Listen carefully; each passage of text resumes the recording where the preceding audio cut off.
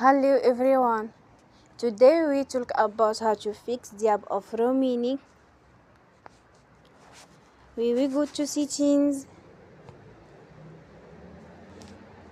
then we click on apps.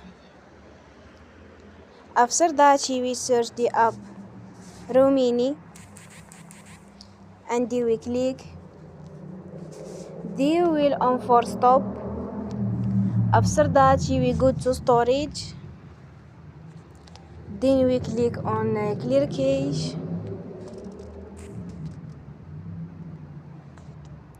In the end, you will turn off your Wi-Fi and you will turn again.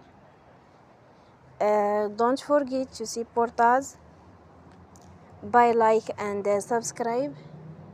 See you next time and thank you for watching.